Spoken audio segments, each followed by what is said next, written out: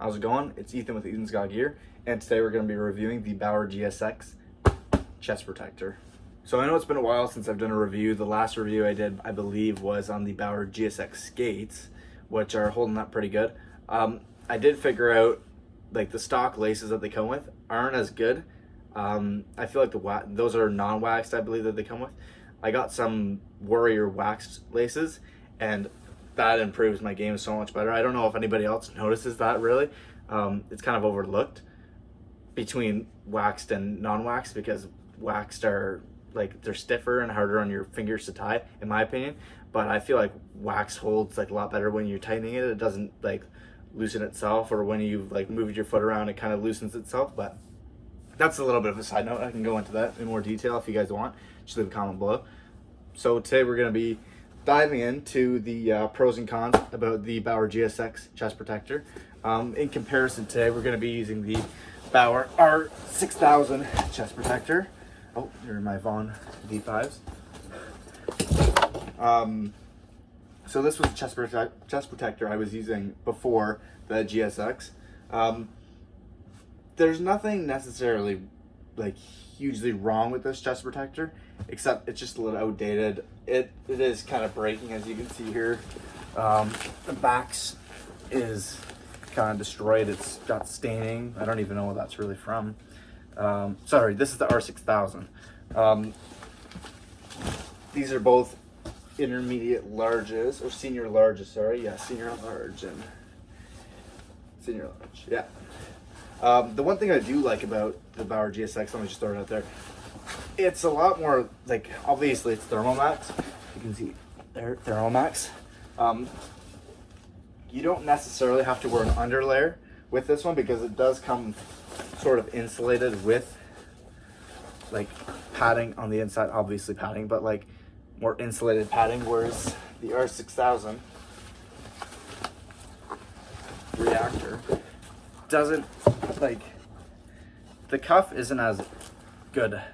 Like, it's very like, this is leather and this is more of like a just regular material, whereas this is leather. I prefer the material, to be honest. The leather does give you a bit more grip on your, like, your skin, obviously, because it is like skin. But I find right here, this is the biggest difference. See how many, well, these are kind of tied, so it's a little bit biased, but there's 1, 2, 3, 4, 5 straps going up the arm that you have to tighten, whereas for this, there's only 1, 2. There's only 2.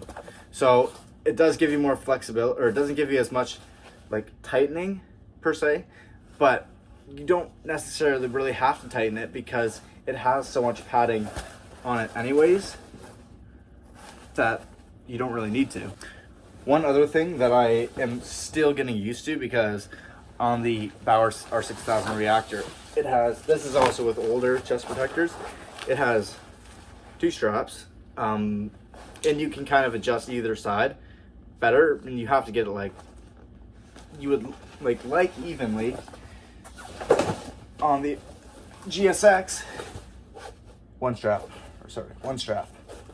So it's hard not to do it unevenly. One other thing, the GSX, see how it, here, I'll bring it down a bit more, or I'll bring it closer. Actually, like, rounds itself. So I have issues getting hit below the rib cage, like in this sort of area, or I used to.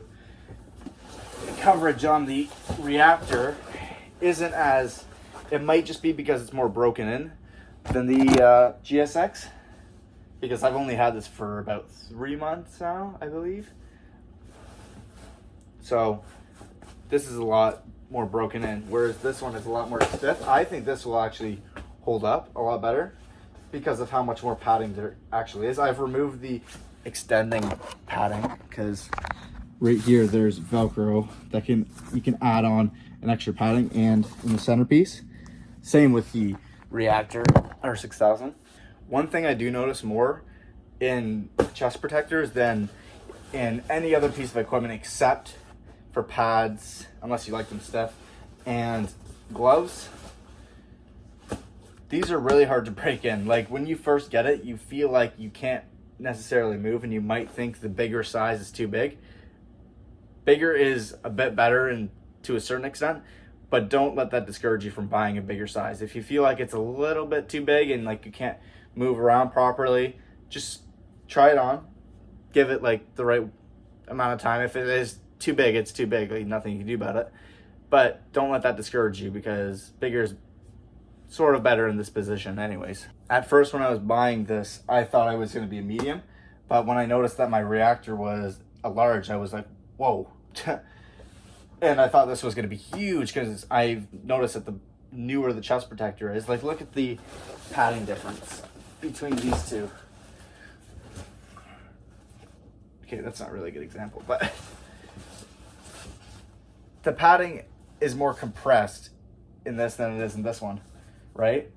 I would say it's more, it looks like kind of like a Kevlar vest. It looks pretty cool too, if you ask me. Like the designs are sweet for this price range. I think I paid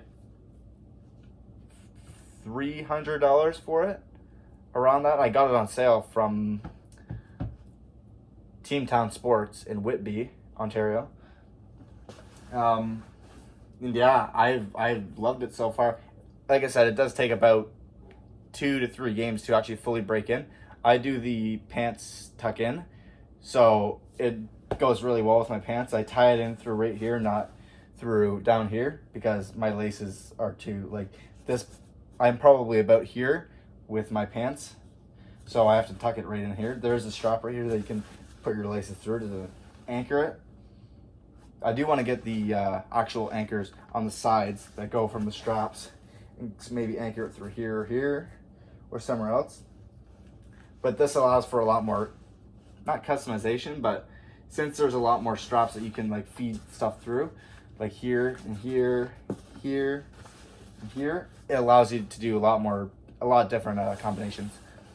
Next thing is the backing.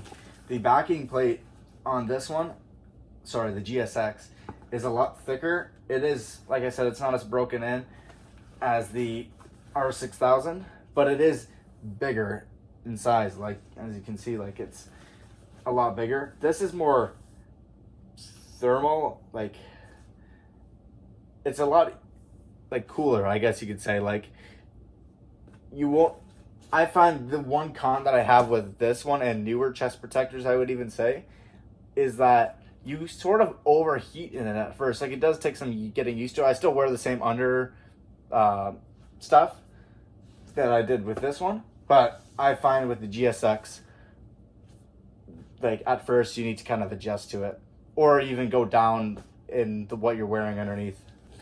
And my final point, or second final point, sorry, is the back straps. The back straps, you actually have 2 customizations that you can use. This one and this one. I'm not going to fully undo it because I have it to a pretty good point where I want it. So now I'm going to have to redo it. Whereas on the R6000, you only had the one really, and then you can fully remove the backing plate as well. I'm not sure why you would really need to adjust this part of it, but you can, I guess. Here I understand, but down there I don't. I don't think I even adjusted it from what it was ever. So, but I would recommend adjusting the GSX as soon as you get it, if you do end up buying it. This is not sponsored by anyone, by the way. I'm just making this video.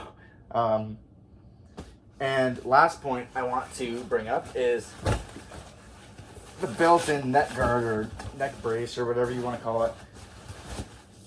On the GSX, it's not as prominent as it is on the reactor. Or I'm just mixing up or putting in R6000 and reactor in the same category because it is the same thing. Max, like there's a whole bunch of different labels on it. I don't even know what to call it. I'm just going to call it reactor from now on, even though it's the end of the video almost. It's way more prominent on the reactor than it is on the GSX. I feel like that's because the shoulders more compressed. The shoulders are more compressed, so it kind of acts like a neck guard or neck brace. Whereas on the reactor, it's way more apart. So you have to have this extra little bit of neck bracing Whereas on this one, it's already covering that. If it was like this, then it wouldn't really matter because it's already covering the neck bracing, like about an inch of neck bracing, so it doesn't really matter. But you have that extra. But then you wear a neck guard underneath it anyway, so it doesn't really matter necessarily. It kind of gives you that extra, like once it hits the neck bracing, then it hits the neck guard. Then it's not just making contact with the neck guard and then you. It's hitting the neck brace, the neck guard, then you. So I think that this is, it doesn't need to be like, it's around the same height. I think on the reactor it's a little bit taller. Well, it is a little bit taller actually. You can see it like that's, gets like half an inch up higher. So, but like I said, if you have a neck guard or even if you're wearing a dangler, then that's 4 layers of protection, then you're okay. So I think it's not necessary completely, but it's still nice to have. It also, like I said, the sides are covered, whereas here it's not. Like I can fit 4 fingers in between that. I can't fit anything in between this one. So that's going to be it for this video. If you like the review of the GSX, comparing it to another piece of equipment, I do have older equipment that I want to compare to my newer, not newer, but like 10 years difference kind of equipment. So I'm not buying brand new stuff here because we all know how expensive goalie equipment is. The GSX is a great line. I can't complain for what I play. I'm not playing anything crazy serious anymore, so it does what I need. If you like this video, leave it a like. If you want to see more like stuff like this, then leave a comment below. And if you want to see more of my videos, or if I post something else, subscribe if you want. It's up to you. I just do this stuff for fun and hopefully can go somewhere, but it's nothing serious. If you want to see clips of me playing, leave a comment below if you want to see it. Other than that, I'll see you guys later, and have a good day.